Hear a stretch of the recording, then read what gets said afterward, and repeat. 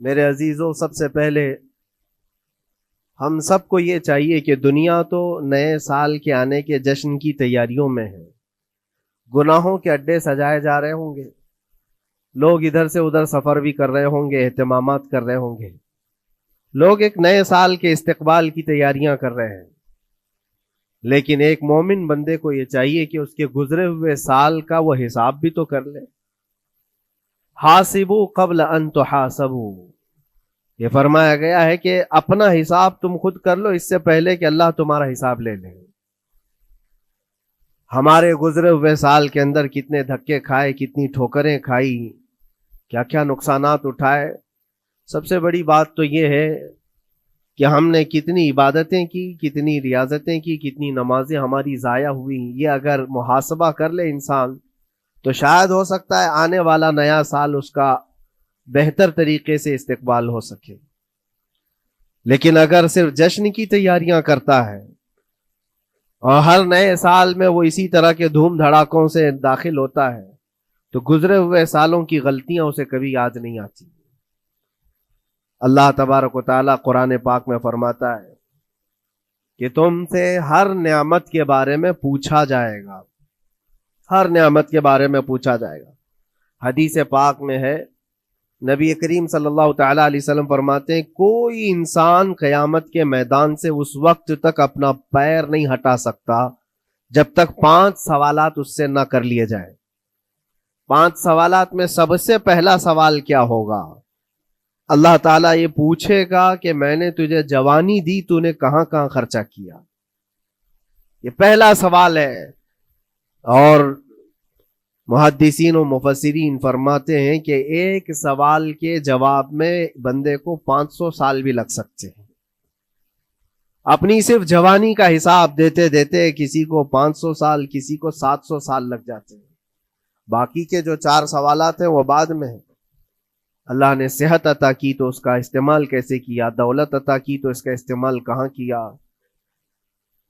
صرف جوانی کا جواب دینے میں جب 500 سال لگ جاتے ہیں تو پوری زندگی کا حساب کیا دے پائے گا؟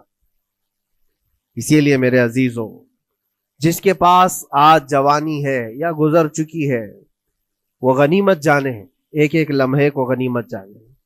اور ایک حدیث پاک میں آپ کو بتاتا ہوں، اللہ کے حبیب صلی اللہ تعالی علیہ وسلم فرماتے ہیں 5 چیزوں کو 5 چیزوں سے پہلے غنیمت جانو۔ اس میں سے 2-3 میں ذکر کرتا ہوں۔ حضور پاک صلی اللہ تعالی علیہ وسلم فرماتے ہیں اپنی صحت کو غنیمت جانو بیمار ہونے سے پہلے۔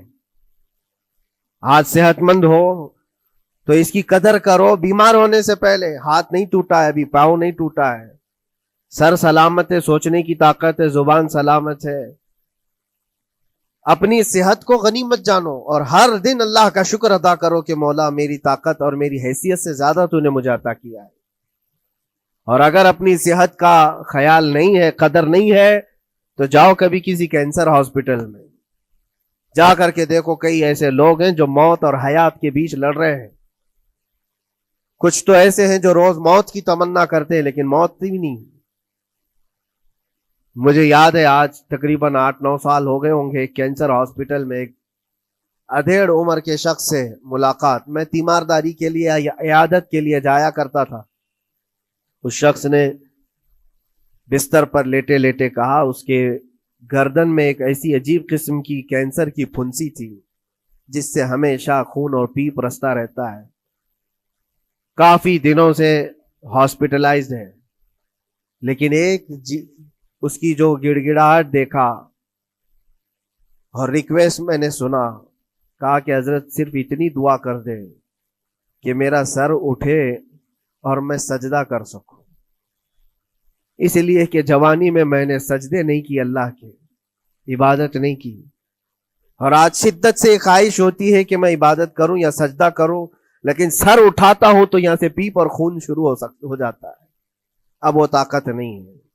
اس دن میرے دل پہ یہ بات لگی، کیا سچ فرمایا میرے آقا صلی اللہ علیہ وسلم نے، اپنی صحت کو غنیمت جانو بیمار ہونے سے پہلے، کہیں ایسا وقت نہ آئے کہ تم سجدہ کرنا چاہو لیکن تمہارا سر اٹھانے کے قابل بھی نہ رہے، تمہارے پاس وہ طبیعت بھی نہ رہے۔ ایک یہ تو پہلی چیز ہے۔ دوسری چیز، نبی مکرم صلی اللہ علیہ وسلم ارشاد فرماتے ہیں کہ تم اپنی جوانی کو غنیمت جانو بڑھاپا آنے سے پہلے. جوانی کو غنیمت جانو بڑھاپا آنے سے پہلے. آپ کو پتا نہیں بڑھاپا کیا ہوتا ہے؟ بڑھاپے میں صرف خواہشیں رہ جاتی ہیں, کرنے کی تمنا رہ جاتی ہے لیکن طاقت نہیں رہتی. بڑھاپے کے اندر اعضاء ڈھیلے ہو جاتے ہیں, نہ وہ صحیح ڈھنگ سے پوری عبادت کرنے کے قابل رہ جاتا ہے, بلکہ وہ سوچتا رہ جاتا ہے کہ کاش میں اپنی جوانی میں اتنی نمازیں پڑھ لیا ہوتا, اتنی تسبیح پڑھ لیا ہوتا, لیکن کر نہیں پاتا. اسی لیے اللہ کے نبی صلی اللہ علیہ وسلم نے فرمایا بڑھاپا آنے سے پہلے اپنی جوانی کی قدر کر لو. اور اتنی تیزی سے یہ جوانی جاتی ہے پتہ بھی نہیں چلتا, بہت تیزی سے گزر جاتی ہے. جوانی ایسا شباب ہے کہ یہ بجلی کی طرح بھاگتی چلی جاتی ہے, کیونکہ جوان ہوتے ہی آدمی کے اوپر ایسی ذمہ داریاں آئیں. اس کو شادی کا خیال آیا, شادی کیا, بچوں کا خیال آیا, بچے ہوئے, پالنے کی بات, گھر بنانے کی فکر, بزنس کی فکر, جاب کی فکر, ان تمام چیزوں میں اتنا گھرا رہا کہ جوانی نکل گئی, بال سفید ہو گئے, پتہ ہی نہیں چلا, بڑھاپا آ گیا. اور اس کے بعد بڑھاپے میں اس کو احتساب کرنے کا موقع ملے تو سوچتا ہے کہ میرے پاس جوانی کے اتنے سال تھے, کاش میں عبادت کیا ہوتا یا کچھ کر لیا ہوتا. لیکن ایک بات یاد رکھو, گیا وقت پھر ہاتھ آتا نہیں, سدا دور دورہ دکھاتا نہیں. سب سے قیمتی چیز دنیا کی یہ وقت ہے جو گزر جاتا ہے. آج کا جمعہ پھر ہم صدیوں بعد بھی یا جتنی بھی زندگی ہو یہ دوبارہ نہیں لے سکتے, یہ واپس نہیں آئے گا ہماری زندگی میں. 2024 کا یہ آخری جمعہ ہے, پوری دنیا سر پٹک لے دوبارہ یہ جمعہ واپس نہیں لا سکتی گزر جانے کے بعد. یہ نظام کائنات ہے, وقت گزر رہا ہے. الوقت کالسیف, یہ وقت تلوار کی طرح ہے, اس کو تم کاٹ دو ورنہ یہ تمہیں کاٹے گا. تیسری چیز رسول پاک صلی اللہ تعالی علیہ وسلم ارشاد فرماتے ہیں, 2 چیزیں میں نے بتایا. پہلی یہ کہ صحت کو اپنی قدر کرو, غنیمت جانو بیمار ہونے سے پہلے. دوسری چیز ہے اپنی جوانی کی قدر کرو بڑھاپا آنے سے پہلے. اور تیسری سب سے امپورٹنٹ ہے, اللہ کے نبی نے فرمایا زندگی کو غنیمت جانو موت آنے سے پہلے. پہلے والی 2 چیزوں میں تو تمہارے پاس موقع تو ہے. صحت چلی گئی, بیمار ہے, لیکن بیماری میں بھی توبہ کر رہا ہے, اللہ اللہ کر رہا ہے, چلو ٹھیک ہے. جوانی چلی گئی لیکن بڑھاپا ہے, بڑھاپا میں تو اللہ اللہ کر رہا ہے, عبادت کر رہا ہے. یہ دونوں میں تو موقع ہے, لیکن زندگی ختم ہو گئی, موت آ گئی, تب پھر کیا ہے؟ موت کے بعد پھر کوئی عمل نہیں, موت کے بعد کوئی عمل نہیں. حضرت سفیان ثوری رضی اللہ تعالیٰ عنہ کی وہ بات مجھے یاد آتی ہے. ایک جنازہ جا رہا تھا اور اس جنازے کے پیچھے ایک 8 سال کی بچی روتی ہوئی جا رہی تھی. اس کے باپ کا جنازہ تھا, بہت رو رہی تھی, بہت گڑ گڑا رہی تھی.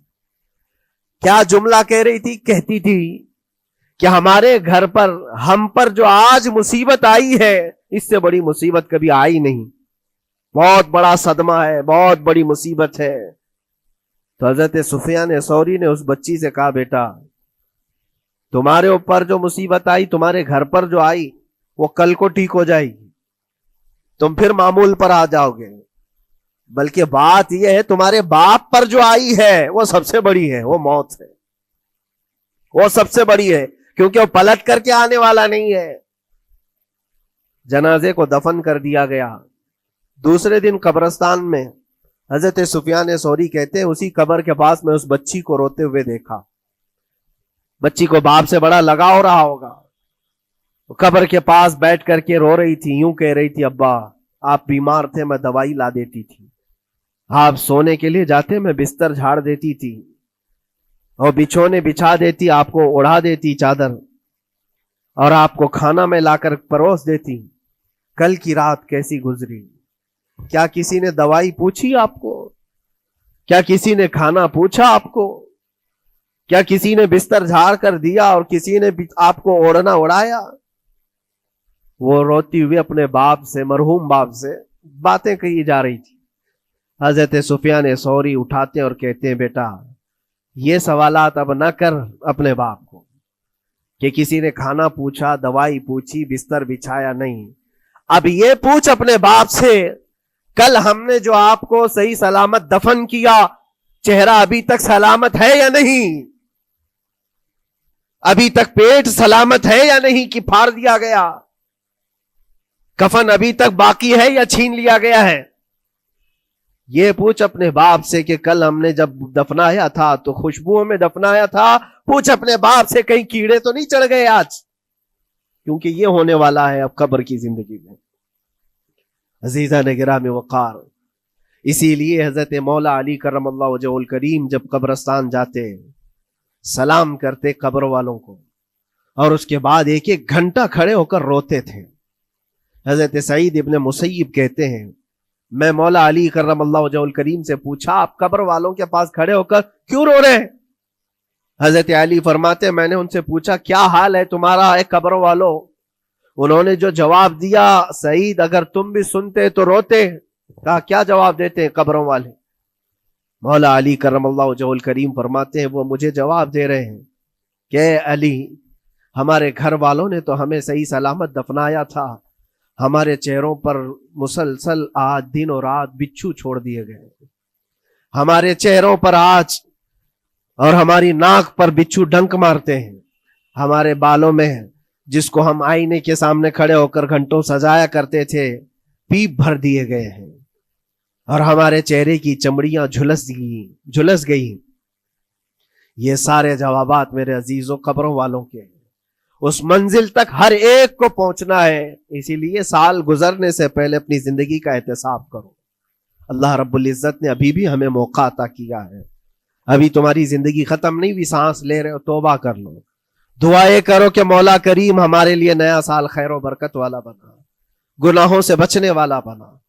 کچھ لوگوں کی حالت یہ ہے کہ گناہوں پہ گناہ جب ہو جاتے ہیں تو نا امیدی کے شکار ہوتے ہیں. اب کیا ہونے والا ہے، میں تو بہت پاپی ہوں، بہت خطا کار ہوں، مجھ سے تو بڑے بڑے گناہ ہو گئے ہیں، اب میں کیا کر سکتا ہوں؟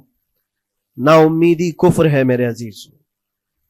آپ کو بتاؤں رسول پاک صلی اللہ تعالی علیہ وسلم ایک مرتبہ صحابہ سے فرماتے ہیں تمہیں پتا ہے اللہ رب العزت کا کرم اور اس کا رحم کیسا ہے؟ مسکرانے لگے. صحابہ نے پوچھا آپ کیوں مسکرا رہے ہیں؟ کہا اللہ تبارک و تعالی فرماتا ہے کہ صحرا میں چلنے والا ایک آدمی، غور سے سنیے گا، صحرا ڈیزرٹ، صرف ریت کا میدان، کہیں کوئی جھاڑ نہیں، کوئی عمارت نہیں، کوئی چھاؤں لینے کی جگہ نہیں. کوئی ایک بندہ اپنی اونٹنی پر ساز و سامان رکھ کر کے چل رہا تھا. صحرا کا سب سے بڑا پرابلم یہ ہوتا ہے کہ راستہ معلوم نہیں ہوتا، ہر طرف تو سیدھا ہی راستہ دکھتا ہے، ڈائریکشن پتہ ہی نہیں ہوتا، چاروں طرف سے آسمان ملا ہوا دکھتا ہے، جیسے سمندر ہے ویسے صحرا ہے. کبھی اگر آپ نے سفر کیا ہو، ہم نے مصر میں دیکھا ہے 200-250 کلومیٹر تک گاڑی چلتی ہے، ایک درخت بھی نہیں آتا، ایک عمارت بھی نہیں آتی. صحرا میں راستے بھول جاتے ہیں لوگ. پہلے کے دور میں تو کوئی نیویگیشن بھی نہیں تھا. تو کوئی بندہ ایسے جو اونٹنی پر ساز و سامان رکھ کر کے سفر کر رہا ہے اور ایک جگہ تھک کر کے سو گیا صحرا میں. سنیے یہ مثال فرما رہے میرے آقا صلی اللہ علیہ وسلم. تھک کر کے سو گیا اور جیسے اس کی نیند کھلی تو دیکھا اونٹنی ساز و سامان کے ساتھ غائب ہے، کچھ بھی نہیں ہے اس کے پاس. کھانے پینے کی جو چیزیں تھی، ساز و سامان تھا، سب اونٹنی کے ساتھ غائب ہو گیا. اب وہ بیچ صحرا میں اتنا حیران اور پریشان، اٹھ کر کے تلاشنے لگا. اب اس کو نہ راستہ دکھائی دے، نہ اپنی اونٹنی دکھائی دے. شدت پیاس کی وجہ سے اب وہ جگہ جگہ پانی تلاش کر رہا ہے، پانی بھی نہیں ملتا صحرا میں. موجے سراب جس کو کہتے ہیں نا، موجے سراب کیا ہے؟ ریت چمکتی ہے سورج کی دھوپ سے اور انسان کو ایسا لگتا ہے ادھر پانی ہے، اور وہاں تک پہنچتا ہے تو پانی نہیں ہوتا، ریت ہوتی ہے. وہ اسی پانی کو تلاش کرتے کرتے صحرا میں مر جاتا ہے. صحرا میں بہت لوگوں کی موتیں ہوتی ہیں، پہلے بہت لوگ مر جاتے تھے جو راستہ بھٹکتے تھے. اب حدیث پاک میں فرمایا گیا وہ بندہ جس کی اونٹنی غائب ہو گئی، ساز و سامان بھی نہیں، ڈھونڈتا رہا پورا دن پوری رات، تھک ہار کر کے آزا جواب دے گئے. اب نہ پانی ملتا ہے، نہ کھانا ملتا ہے، نہ اپنی سواری ملتی ہے. ایک جگہ آ کر بیٹھ گیا، اپنی آخری سانسیں گن رہا تھا کیونکہ اب آزا جواب دے گئے تھے. سخت شدت کی دھوپ، صحرا کی تپتی ہوئی زمین और भूख और प्यास की तकलीफ अलग। जैसे ही वो लेटा उसकी आंख लग गई, उसको लगा अब ये मेरी आखिरी सांसें हैं, अब मरने का वक्त करीब आ गया है। फिर उसकी आंख खुलती है। आंख खुलती है तो देखता है उसकी ऊँटनी साजो सामान के साथ पास में खड़ी है, खाना भी भरा हुआ है, पानी भी भरा हुआ है, सब कुछ है। अब नबी पाक सल्लल्लाहु ताला अलैहि वसल्लम सहाबा से पूछते हैं, अरब वाले बहुत अच्छी तरह जानते थे सहरा का सफर क्या होता है। पूछते हैं, ऐ मेरे सहाबा बताओ उस बंदे को अपनी गुमशुदा ऊँटनी मिलने का कितना अच्छा लग रहा होगा, कितनी उसको खुशी हुई होगी। सहाबा कहते हैं, या रसूल अल्लाह सल्लल्लाहु अलैहि वसल्लम, उसकी तो जान में जान आ गई, सहरा में अपनी गुमशुदा ऊँटनी मिल जाए, खोया हुआ सामान, अपनी गुमशुदा सवारी और पानी मिल जाए, ये तो हयाते नौ की एक बहुत बड़ी खुशखबरी है उसके लिए। हुजूर पाक सल्लल्लाहु ताला अलैहि वसल्लम फरमाते हैं, सुनो ये मिसाल मैंने बताया, इसी तरह से अगर कोई बंदा गुनाहों में डूब गया है, खताओं में डूब गया है, कसरत से गुनाह करता रहा, फिर थक हार करके एक दिन वापस आ गया, अल्लाह की बारगाह में सजदा रेज हो गया, झुक गया, तो उस गुमशुदा ऊँटनी के मिलने से उस सहरा नवर्द को जितनी खुशी हुई थी, अल्लाह करीम उससे भी ज्यादा अपने बंदे के वापस आने पर खुश होता है। अपने बंदे के वापस आने पर खुश होता है रब तबारक व तआला कि मेरा खोया हुआ बंदा मेरे दरबार में वापस आ गया है। आज हमारे पास वक्त है वापस पलटने का। मेरे अजीजों, ना उम्मीद ना हो, हमें हमारे जाने से पहले हिसाब करने के लिए मौला ने वक्त दिया है। पता है आपको, ये भी मेरे आका सल्लल्लाहु ताला अलैहि वसल्लम की रहमत कामिला है।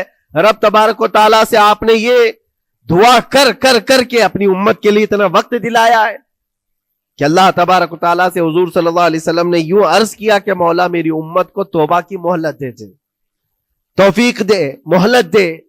कहा कि मरने से 1 साल पहले तक? कहा नहीं, ये बहुत लंबा वक्त है, पता तो नहीं है, मरने से 1 साल पहले तौबा करेगा, कब मौत आने वाली मालूम नहीं। कहा मरने से महीना पहले तक? कहा नहीं, ये भी वक्त ज्यादा है। कहा मरने से 1 दिन पहले कोई तौबा कर ले तो माफ कर दिया जाएगा। नबी पाक सल्लल्लाहु अलैहि वसल्लम ने अल्लाह की बारगाह में गिड़गिड़ाते हुए कहा, मौला 1 दिन भी बहुत है, और मौका दे दे मेरी उम्मत को, मेरी उम्मत को और मौका मिल जाए। रब तबारक व तआला ने 1 दिन पहले तौबा करने वाले को माफ करने का वादा फरमाया, लेकिन नबी रहमत सल्लल्लाहु अलैहि वसल्लम ने अर्ज किया कि मौला और भी कम कर दे। रब तआला फरमाता है, मौत का जो गरगरा आता है, यानी जो हिचकी आती है, फरिश्ते नजर आने लगते हैं, रब तआला फरमाता उससे 1 मिनट पहले भी तौबा कर ले, मैं सब माफ कर दूंगा। ये सिर्फ रसूल पाक की इस उम्मत के लिए, इस उम्मत का खासा है। मरने से 1 मिनट पहले भी वो आ जाए अल्लाह की बारगाह में, मौला माफ फरमा देगा। अजीज़ान किराम वक़ार, इसीलिए मैं अर्ज करता हूं कि वक्त तुम्हारे हाथ से निकलने से पहले तुम आ जाओ और उसी दरबार में आओ जहां बैठने वाला सिद्दीक अकबर बना, जिसके कदमों में बैठकर फारूक आजम बना, जिसकी छांव में चलने वाला उस्मान ज़ुन्नूरैन बना, और जिसका लुआबे पाक पी करके हैदर कर्रार बना। उस दरबार में आ जाओ, कामयाबी हमारी वहीं रखी है। अल्लाह करीम हमारा ये गुजरा हुआ साल, इसमें जितने हमारी गलतियां, कोताहियां, कमियां, बेशियां, गुनाह हुए हैं, मौला अपने फजल करम से माफ फरमा दे, और आने वाले नए साल को हमारे लिए खैर और बरकत वाला, ईमान और इस्तिकामत वाला साल बना दे। इस